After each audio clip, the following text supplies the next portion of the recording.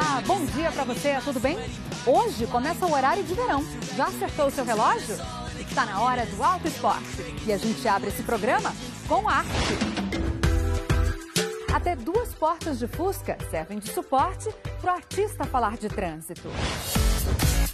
Vamos falar da onda do retrovisor digital. Olha como você enxerga tudo. O ponto cego sumiu, né? Carrinhos para deixar a criançada de qualquer idade feliz. Teve Herbie, muito reconhecido, então vira até um carro de fotografia, né? A galera olha, tira foto. Manchas que aparecem com água de reuso. A água evapora, mas várias substâncias químicas ficam. Tem Superbike. E para dar a largada, fique de olho no horário de verão.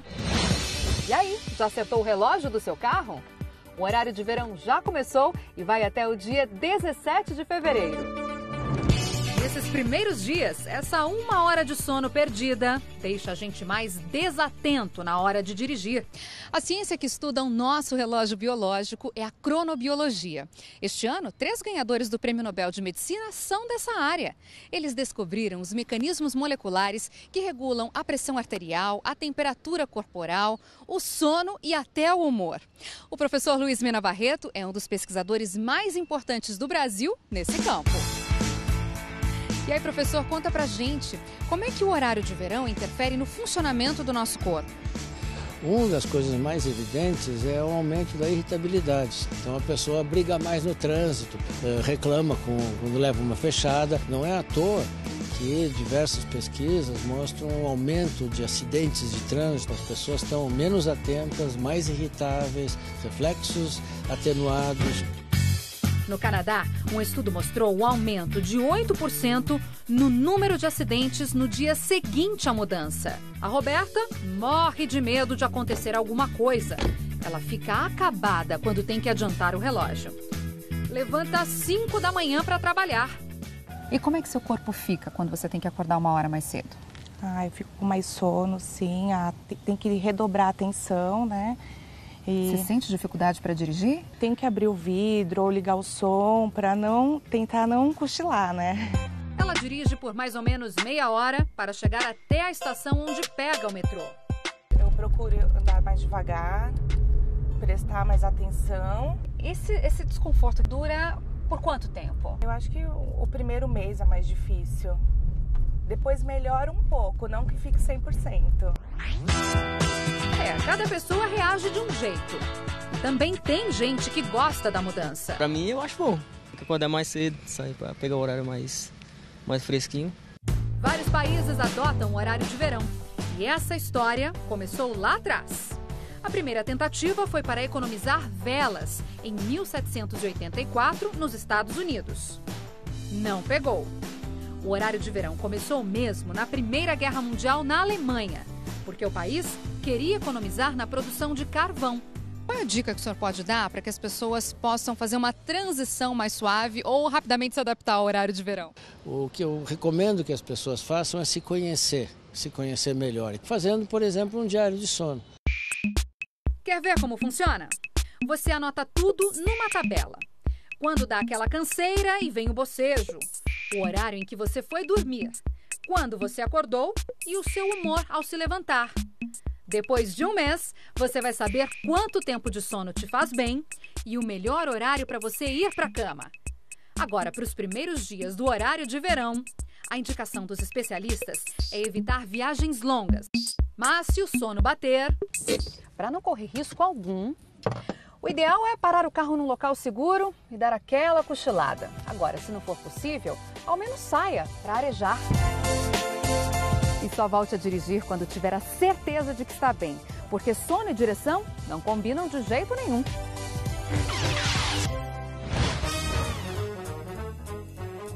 Modelos de cinema.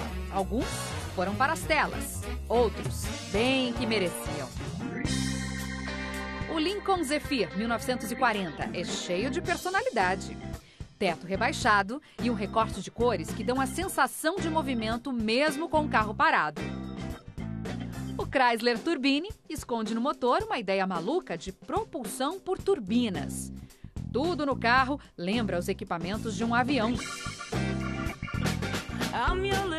Agora, de cinema mesmo, é o Herbie. É muito reconhecido, então vira até um carro de fotografia, né? A galera olha, tira foto. O Fusquinha se tornou querido nos anos 60 e 70. Foram 6 filmes. E teve Herbie na época que ganhou um motor de Porsche 356 para fazer as cenas que precisavam aí de uma velocidade maior do que ele podia atingir na época com o motor original. Outro carro dos anos 60 é esse Hot Rod. Carroceria dos anos 30, mecânica dos anos 50 e 2 carburadores dos grandes. Receita apimentada que fez sucesso na lanchonete do filme American Graffiti. Foi o segundo trabalho do diretor George Lucas, de Guerra nas Estrelas. Ele retratou como os jovens americanos gostavam de pegar o Ford B de 32 e tiravam parte da lataria para deixar o carro mais leve. Essa versão ganhou o apelido de High Boy, ou Menino Alto. Mais uma estrela cinematográfica é o Ford 41 Coupé. Na época da Lei Seca, ele era um dos preferidos para o transporte clandestino de bebida. Olha só o esconderijo. As destilarias contratavam os melhores pilotos para transportar o produto. E aí vieram as rixas. Qual é o carro mais veloz entre os estados? Esse aqui, ó, fez sucesso no Alabama. Mas os pilotos gostavam mesmo das pistas. Aí, palmas para essa dupla. O Hudson Hornet e o Superbird da Plymouth. A série limitada da Plymouth é de 1969. Foi o primeiro carro de fábrica disponível ao público com velocidade máxima de 300 km por hora. O Hudson foi um papa-títulos na década de 50, com uma carroceria feita em monobloco. Os dois reviveram a fama em velhos circuitos recriados por um brasileiro. Nesse caso, eu só olhei fotografias de pistas antigas. Como que fica o chão depois de muito tempo sem ser usado, aonde que cresce o mato, como que ficam os pedacinhos de pedra, né? E outro esportivo desfila na cidade animada. Hello, Radiator Springs! Essa atitude toda também é made in Brasil. Começo a olhar os carros na garagem e tudo e fico pensando, nossa, como é que seria a voz, né, desse carro? Como é que seria, assim, aí você começa a imaginar o olho, né, nossa, como é que seria a adaptação desse carro se fosse para um desenho? Divertido, né? A seguir. Olha como você enxerga tudo. O ponto cego sumiu, né? A onda do retrovisor digital. Manchas que aparecem com água de reuso. Tem Superbike.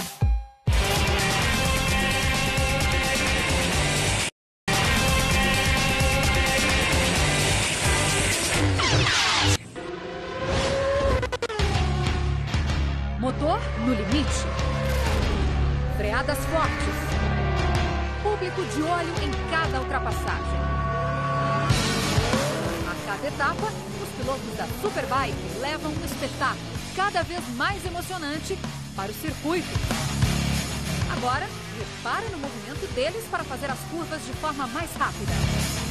A gente faz muito um gingado de corpo. A gente não fica sentado, a gente fica meio apoiado nas pernas, né? A gente só dá aquela deslizada em cima do banco, então não fica muito confortável, não. Quanto mais você sai da moto, mais a moto vira. Você tem um centro de gravidade em cima, que é o piloto, senta para fora, automaticamente a moto vem mais para dentro. Quanto mais deita, derrapa. Quanto menos deita, derrapa menos. É o balé do motociclismo que a gente chama, né?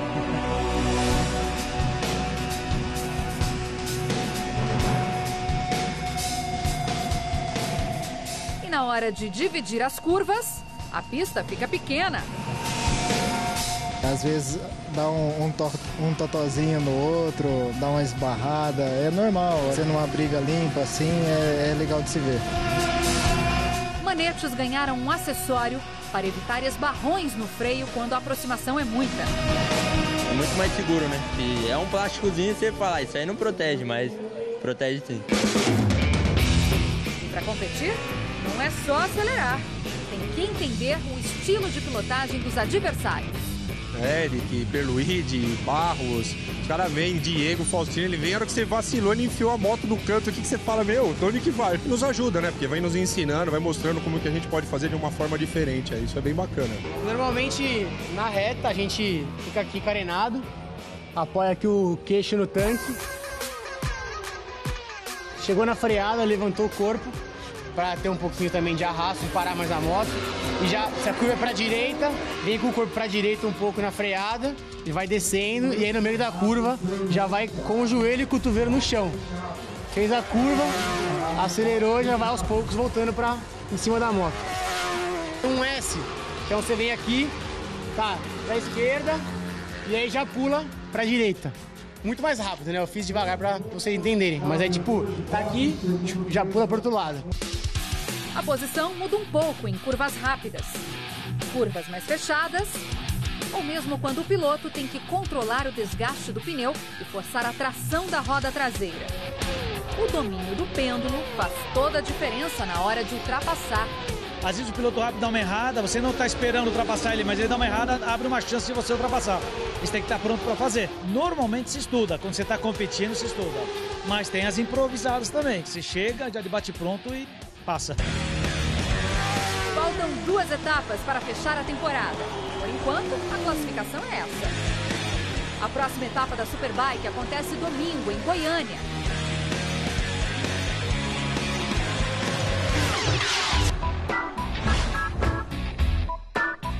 Tempo chuvoso, depois ensolarado.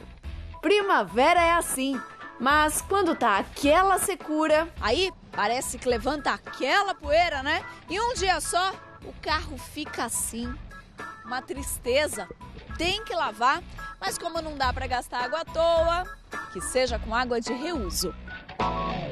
Aí tem um detalhe imprescindível. Para ser um bom negócio para o carro, o tratamento da água de reuso tem que ser impecável. Caso contrário, podem aparecer manchas. Porque essa água ela pode ter várias substâncias e os próprios componentes do detergente que você usa, você não consegue remover por tratamento simplificado. A ponto de você usar a água, quando ela seca, vão aparecer manchas no carro. Essa bandeja de aço foi lavada com água de reuso de qualidade. E essa aqui com a do borrifador, que teve um tratamento ruim.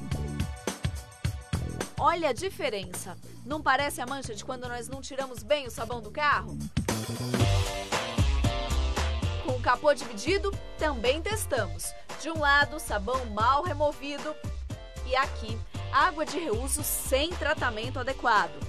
As manchas aparecem quando a água evapora. O H2O vai embora, mas várias substâncias químicas ficam.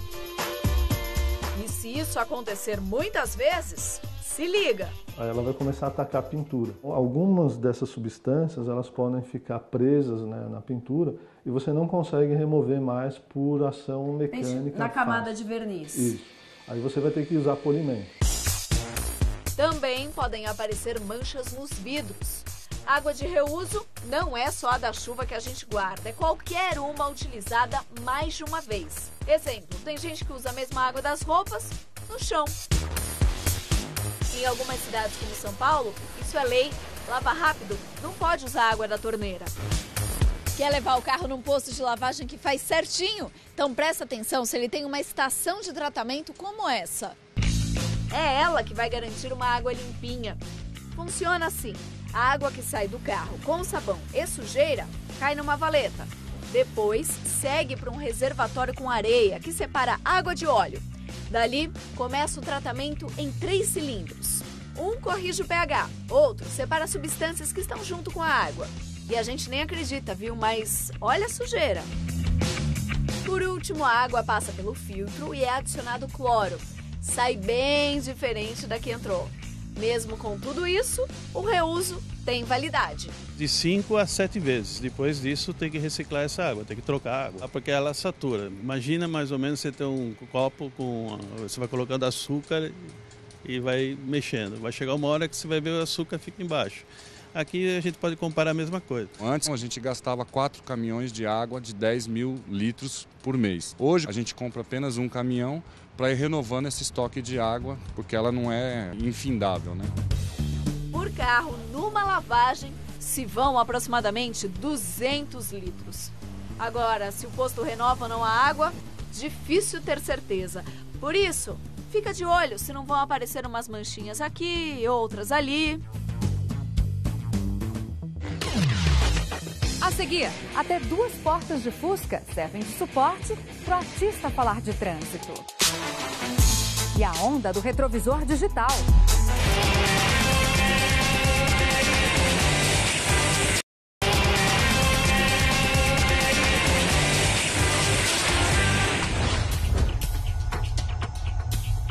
Como desviar daquilo que não se vê.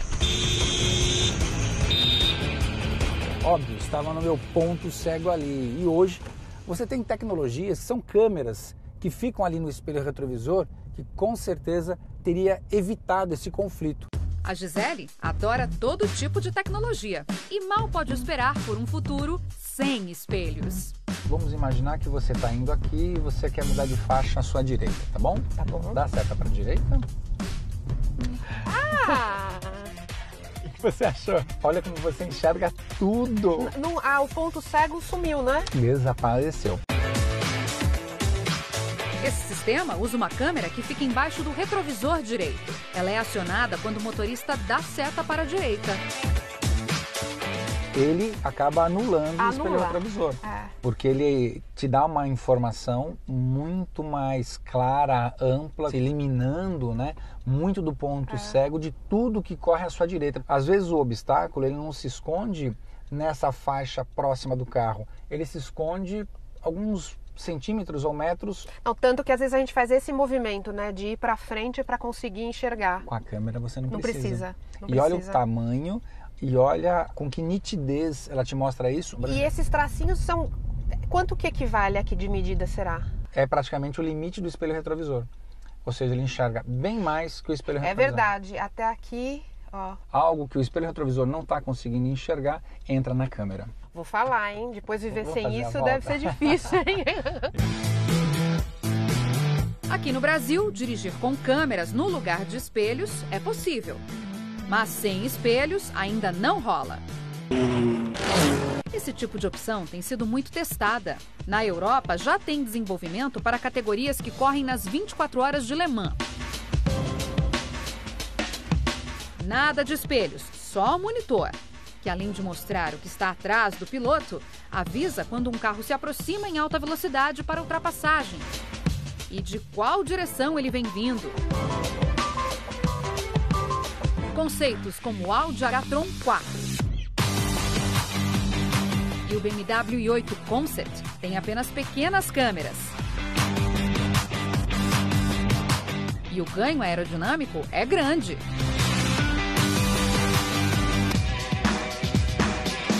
Para a nossa realidade, as opções focam mais na facilidade de estacionar. Tem modelo com câmera 360 graus, por exemplo. Você vai estacionar nessa vaga aqui, ok? Engata ré e o que você tem para te auxiliar aí? Dá uma olhada aqui, ó. Câmera 360. Aperte esse botão. E agora? Agora eu tô vendo o carro por cima. Então você vai fazer o seguinte, não olha para os espelhos retrovisores. Só para cá? Só para a câmera e estaciona o carro. Ai, Jesus, e se der errado? Tá enxergando bem a guia? Tô, bem preciso mesmo. E eu percebo que você está concentrada só na imagem, você não está usando os espelhos. Ó, que belezinha, um pouquinho mais.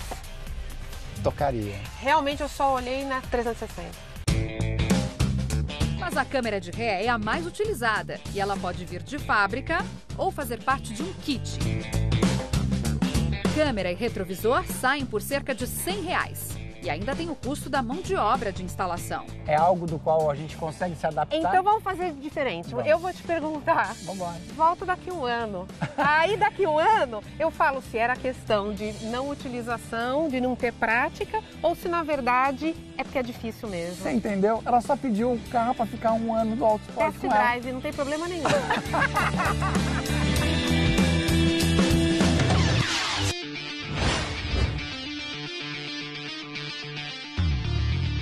Fórmula 1, lá vou eu.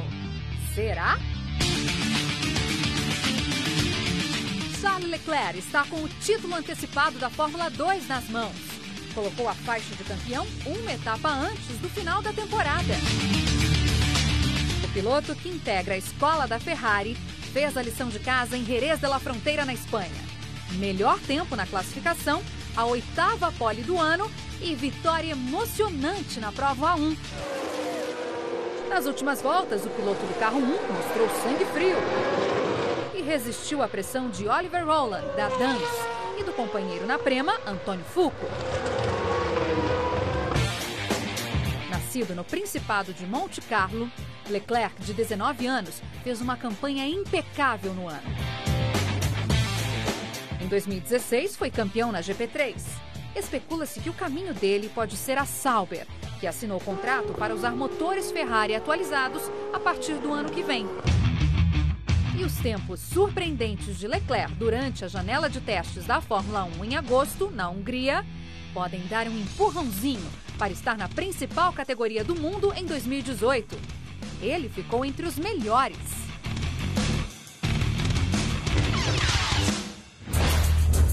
A loucura do trânsito em obras de arte.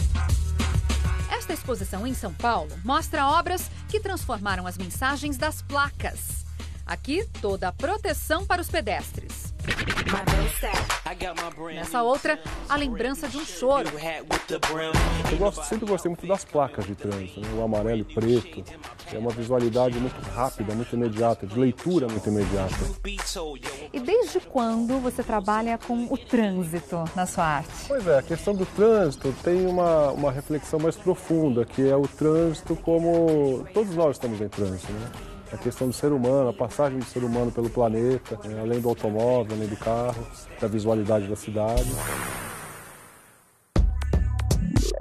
Outros elementos dos carros também são usados. O painel do velocímetro junto a um desenho da anatomia frágil do corpo humano diante da velocidade. Antigos quebra-ventos se transformam num peixe. 2 portas de Fusca servem de suporte para o artista falar de trânsito. Eu sempre gostei muito de carro, né? O automóvel, o design, né? A potência do motor, né? As cores, isso sempre me chamou muita atenção. Agora, fazer uma ambulância sem rodas, ela vai socorrer quem, Celso? Pois é, na verdade é uma brincadeira essa instalação, né? A questão da emergência, da velocidade que as pessoas passam pela cidade, né? Do ir e vir, né? São as bulas do remédio com alguns elementos da minha obra, né? E por que não colocar rodas, então, na ambulância? Pois é, porque não é realmente para andar, é para ser contemplada. E aí, gostou do programa? Quer rever as reportagens? Então acesse o Globoplay. Para você um bom domingo e uma excelente semana. Beijo, tchau, tchau.